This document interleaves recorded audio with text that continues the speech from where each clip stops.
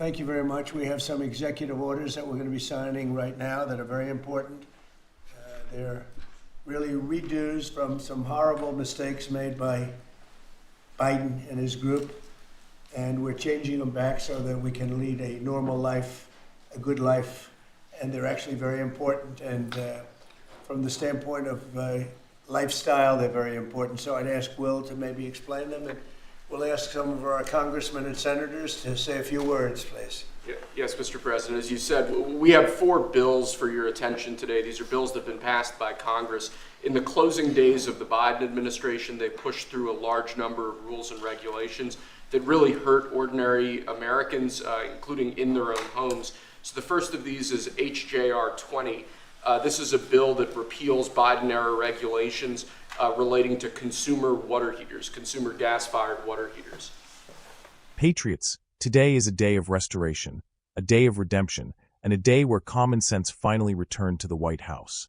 Welcome back to Right View Nation, the channel where we don't sugarcoat the truth and where we still believe in God, country, and the Constitution. President Donald J. Trump, yes, the legitimate voice of the people, just signed a set of executive orders that obliterate Biden's radical last-minute regulations that were strangling our businesses, killing jobs, and driving the cost of living through the roof. Let's break this down, one bill at a time, because what just happened wasn't just bureaucracy. It was patriotism in action. Who was in charge of this one? This is Gary and myself, sir. Gary Palmer sponsored it, but this bill specifically saves a factory in my district. 300 Georgians will continue to have their jobs as soon as you sign that. Mr. President, this rule was issued on Christmas Eve, thinking that we wouldn't be keeping up with what the Biden administration was doing, but we moved quickly to get And this this bill was on introduced. gas heaters. This was, banning natural gas, Isn't that tankless water ridiculous? heaters. And how were you supposed to get your heat then? Through electric? Not through electric? Yeah. Was that basically it? Sir. Electric heat, which isn't as good? Crazy.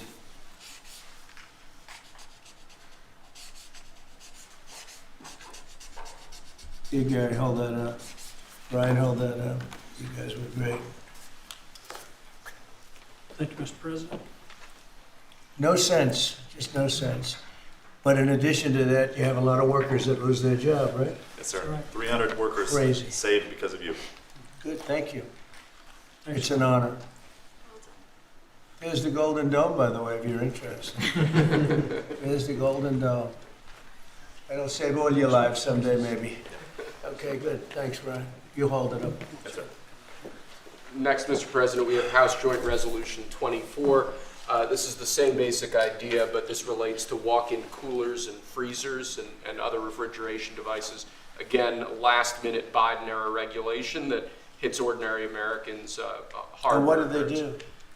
They put increase, in. they increased the speak to energy this, efficiency requirements for walk-ins, coolers, and freezers, and therefore putting an undue burden on businesses across the country. Everything from restaurants to pharmacies, hospitals were To all a point going where to it be didn't work. impacted. In other words, they made the restrictions so strong that it didn't work. And it was going to cost them so much money to actually meet the energy efficiency standards, which didn't really save much money. So this is going to actually help our small businesses across the country, Mr. President. Good.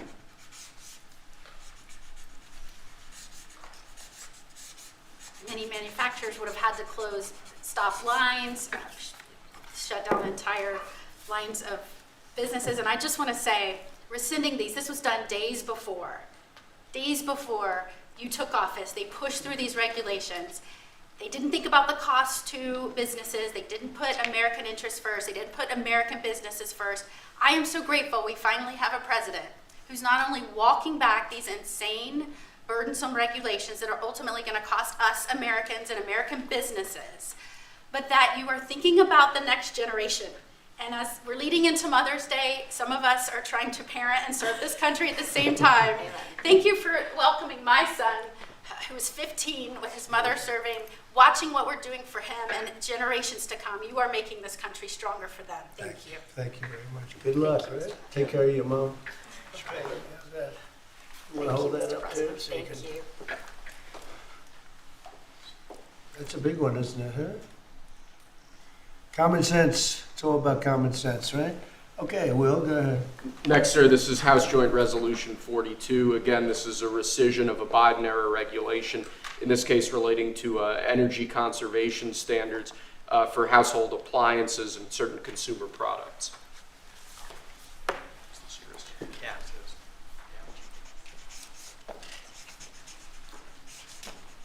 That's a good one. I know who's over there. I know who did this. Explain that, please. Sure. Look, this is helping fight inflation because the cost of the burden on appliance manufacturers is going to drive up the cost of them producing household products, which means that when you go buy a washer, dryer, any appliance, it was going to drive up the cost for consumers. It reduces consumer choice. But in the bottom line, we've been trying to fight inflation. This fights inflation. This takes the cost out of producing these products that Americans need every day. And when you add all this up, it's one regulation here, one regulation there. They always say it's de minimis, but when you add it all up, it costs a lot to American consumers, and this is fighting back. And it's not as good. And it's not as good. Not nearly as good, not nearly as efficient, and more costly. Other than that, it's wonderful. Thank you. Great Mr. job. President. Thank you very much. Great. Fantastic. Okay. And lastly, sir, we have House Joint Resolution 75. Again, this is a rescission of a Biden-era regulation, in this case relating to energy standards for commercial refrigerators, freezers, and refrigerator freezers. Do you have the sink one in here? The sinks and shower heads? We have an executive order on that coming for you later, sir. Yes, That's sir. coming when? Later this afternoon. Okay, good. You gonna be around later this afternoon? Good.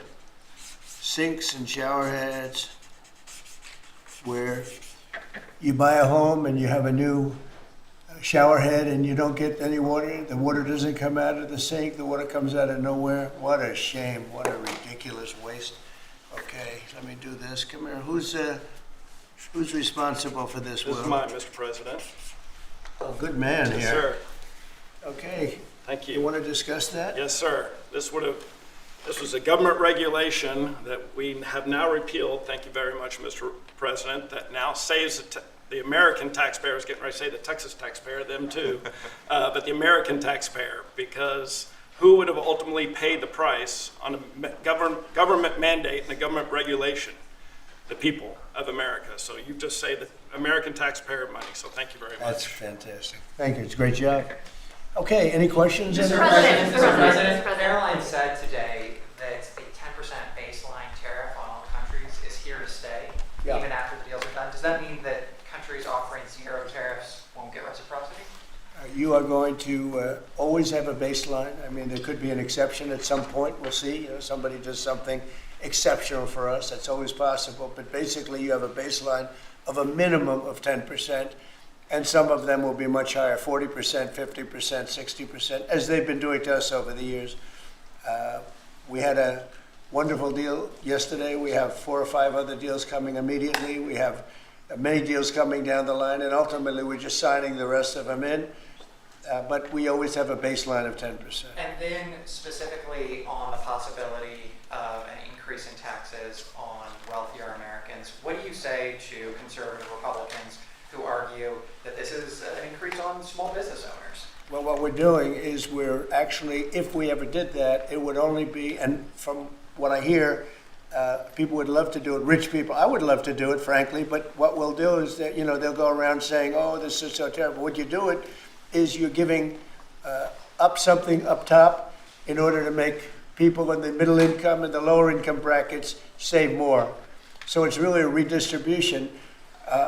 And I'm willing to do it if they want. I would love to be able to give people in a lower bracket a big break by giving up some of what I have. But I'll tell you, a lot of people say don't do it because of the fact that you have the Bush statement about read my lips. But he lost because of Ross Perot. He didn't lose because of that statement. And then on the salt. But I don't think they're going to be doing it. But I actually think it's good politics to do it where richer people give up. And it's a very small, it's like a point. But they give it up to benefit people on a lower income. And then on the SALT tax credits, Mr. President, there are some Republicans who say, why is it that these 45 other states should be paying taxes to alleviate the tax burden of New York? Or It's only because those states are behind, very badly behind, and those people were affected very badly. And, you know, the sad part is oftentimes they were affected badly because you had bad management in those states, like in California with Newsom and, you know, people. So you had some bad management. But that's being worked on now, and they may do a piece one way or the other. It's a very complex issue, but I think it's being worked out. I think it's going to be worked. It has not been settled yet, but they'll settle it up pretty quickly. Are you Mr. President, can we ask a question? What parameters have you given Scott Bessent on negotiating with China this weekend? We have to make a great deal for America. Are you going to be disappointed if he comes back without a deal? No, not at all, because we already made a great deal. We're not doing business with China right now.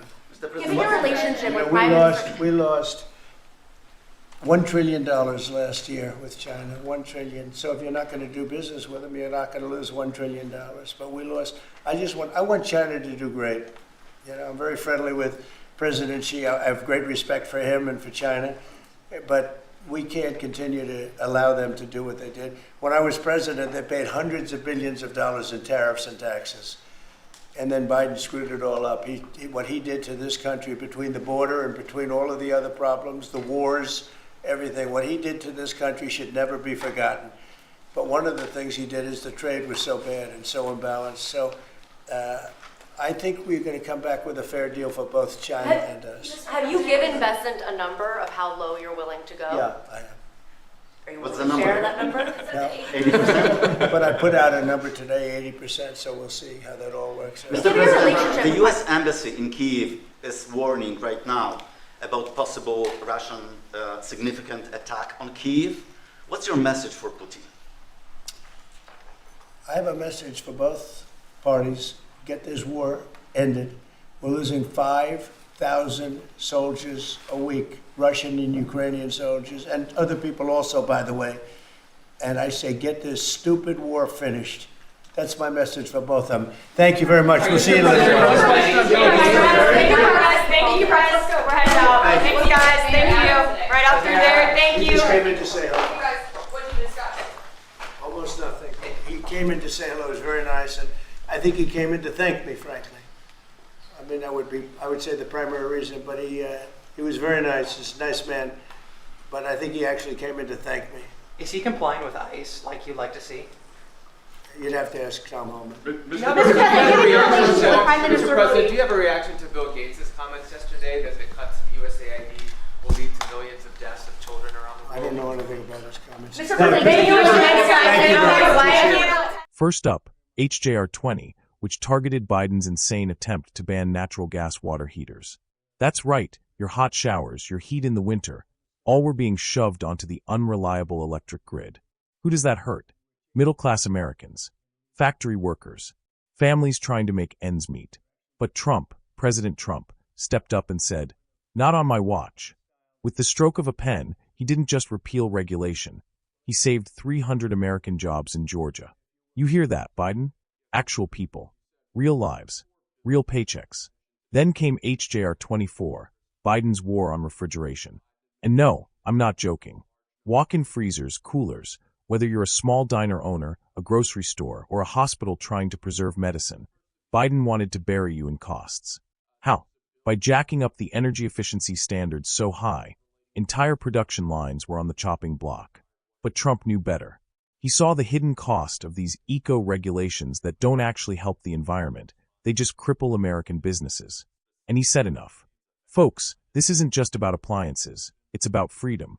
It's about your right to run your home and your business without some DC bureaucrat telling you what kind of freezer you can use. Biden wanted to take away your choices. Trump just gave them back. Next up, HJR 42.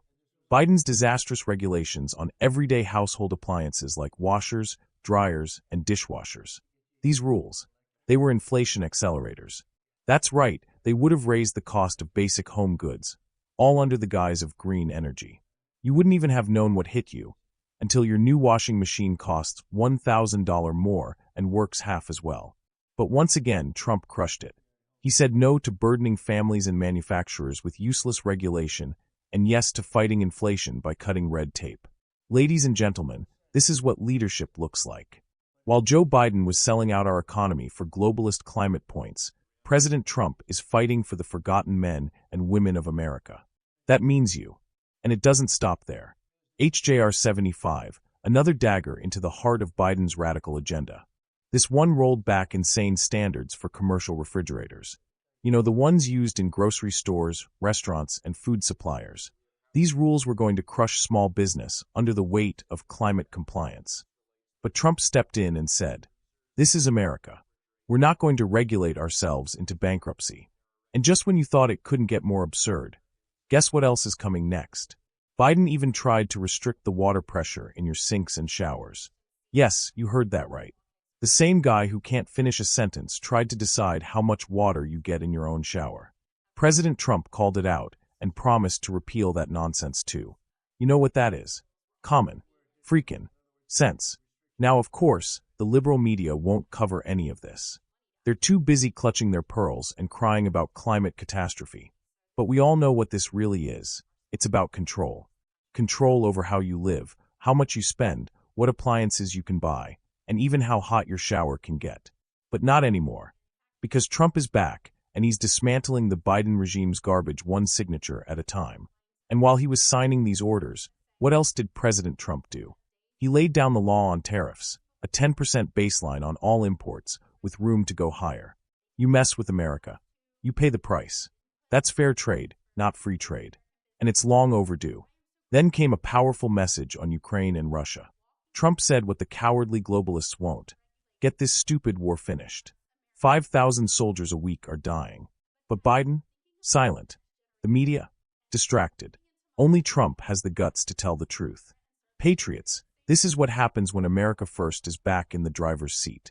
We just witnessed a masterclass in leadership. A war on waste. A champion of the working class standing up against the corrupt deep state and globalist elites. And the fight is just beginning. So share this video, sound off in the comments, and hit that subscribe button like your freedom depends on it, because it does. This has been Right View Nation, where we tell it like it is. God bless you. God bless President Trump. And God bless the United States of America.